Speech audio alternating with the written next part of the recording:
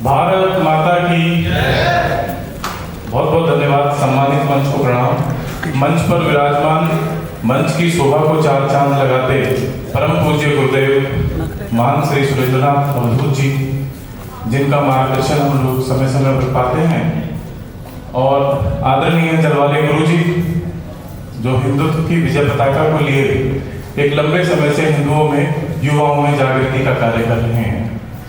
आदरणीय तोमर साहब, राधे राधे बाबू जी, मंच पर महिला विंग की अध्यक्ष श्रीमती साधना जी, और हमारे साथी मेरे बड़े भाई आदरणीय मनीष श्रीवास्तव जी, जो इस कार्यक्रम के संयोजक हैं।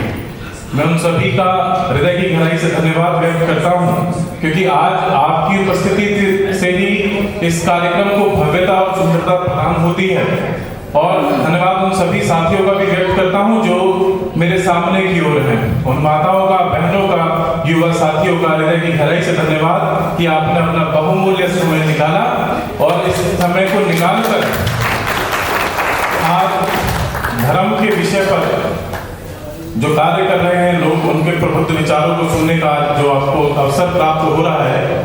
मैं आपसे एक निवेदन करना चाहूंगा, एक आग्रह करना चाहूंगा कि जो भी बात हम यहाँ पर सुनकर जाते हैं वो केवल बाहर निकलने के बाद हमको भूलनी नहीं है, अपने जीवन में उसका आत्मसात करना है, अपने जीवन में उतारनी है।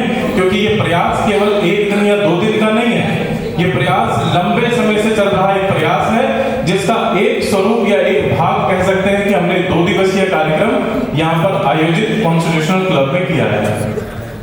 विषय था कि आज जो कॉन्क्लेव का दूसरा दिन है, सनातन संस्कृति कॉन्क्लेव।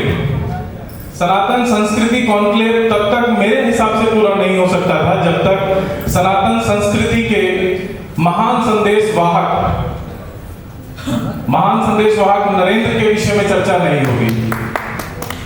नरेंद्र वो जिसने आज से, देखिए बहुत सारे लोग बहुत सारी चीजों को समझते हैं, बहुत सारी चीजों को जानते हैं, मगर मुझे लगता है नरेंद्र वो जिसने 1893 में शिकागो के अंदर एक ऐसा भाषण दिया कि वहां पर बैठी सारी जनता मंत्रमुग्ध हो गई। वो जनता जो भारत को, वह पाश्चात्य सभ्यता के लोग जो भारत को सफेदों का देश कहते थे, वो सारे लोग मंत्रमुग्ध होकर उस व्यक्ति को सुनने लगे जिसने भारत को एक विश्व गुरु के रूप में पुनः स्थापित करने का काम किया।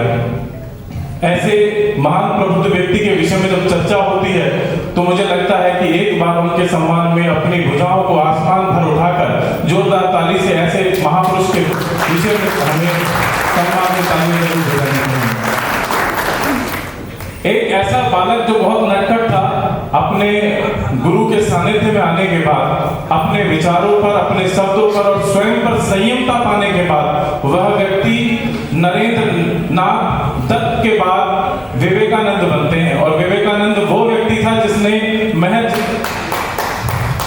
32 वर्ष की आयु के अंदर शिकागो में जाकर अपना वो उद्बोधन दिया, वो भाषण दिया, जिससे भारत की सभ्यता लोगों तक पहुंच पाए, भारत की सभ्यता को लोग समझ पाए।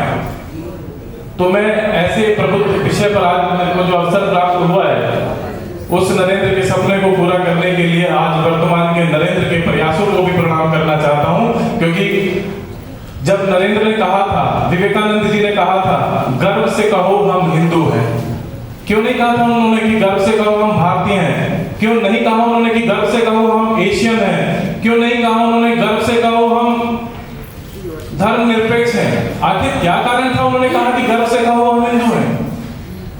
हिंदू शब्द को लोगों ने अपने अपने अनुसार परिभाषित करने का काम किया है। मुझे लगता है उस समय विवेकानंद के मन में जो विचार रहे होंगे वो शायद कुछ इस तरीके के होंगे कि जिस धर्म के अंदर, जिस संप्रदाय के अंदर, जिस पंथ के अंदर, जिस सभ्यता के अंदर नदियों को पूजा जाता हो, जिस सभ्यता के अंदर पहाड़ वनस्पति को पूजा जाता हो, जिस धर्म के अंदर जीव जंतुओं को पूजा जाता हो, वह धर्म बहुत महान हो सकता है, उसके अलावा कोई धर्म महान नहीं हो सकता। क्योंकि सनातन धर्म और हिंदू धर्म को मानने वाले लोग, आवश्यकता नहीं है कि जो रामकृष्ण को मानेंगे वही हिंदू हैं, जो माता को मानते हैं वो भी हिंदू हैं, जो भगवत को मानते हैं वो भी हिंदू हैं, जो रामायण को मानते हैं वो भी हिंदू हैं। यदि आप एक बार अपने अपने आसपास के लोगों को देखने की कोशिश करें, जो कुरान को नहीं मानते वो मुस्लिम नहीं होंगे, जो बाइबल को नहीं मानते वो ईसाई नहीं होंगे, जो गुरु ग्रंथ साहब को नहीं मानते वो सिख नहीं होंगे। मगर सनातन धर्म आपको सब कुछ देता है कि आप अपनी सुविधा के अनुसार अपने देवता को चुन सकते हैं। आप कृष्ण की भक्ति कर सकते हैं, आप राम की भक्ति कर सकते हैं, आप हनुमान की भक्ति कर सकते हैं। तो ऐसा ये सनातन धर्म है और ये हिंदू धर्म है। इसी की उदारता, इसी की विशेषता, इसका विराट स्वरूप देखकर स्वामी विवेकानंद ने कहा था, गर्व से कहो हम हिंदू हैं।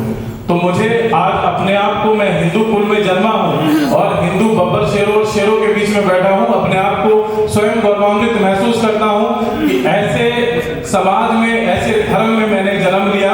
और मैं निवेदन करना चाहता हूँ, बहुत अधिक नहीं बोलूंगा,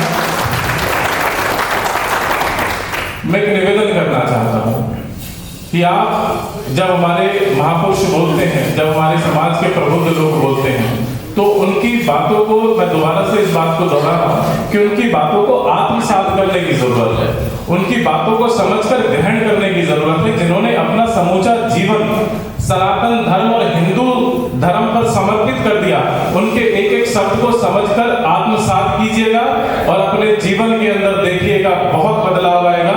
जो आप चाहते हैं वो सब पाएंगे यदि आप हमारे धर्म की इस विशेषता को समझ पाएंगे, सनातन धर्म को समझ पाएंगे। बहुत बहुत धन्यवाद व्यक्त करता हूँ मनीष भाई, आपने मुझे अवसर दिया एक ऐसे विषय पे बोलने का जो विषय बहुत गंभीर है, जिस विषय पे सुबह से शाम तक बोला तो जा सकता है, मगर मुझे लगता है कि बहुत सारे साथी अभी ऐसे भी हैं जिनको समय मिलेगा और अपनी अपनी बात को रखेंगे। धन्यवाद, बहुत बहुत धन्यवाद।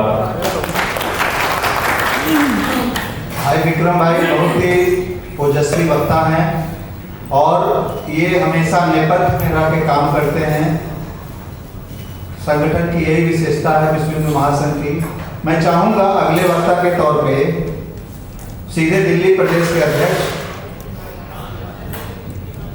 राजेश तोमर जी को सीधे मंच पर बुलाना चाहूंगा। जिन वक्ताओं को हम लोगों ने अगले पूर्व में समय दे दिया था उनको मैं समय कटौती करूंगा और मैं सीधे राजेश तोमर जी को बुलाऊंगा।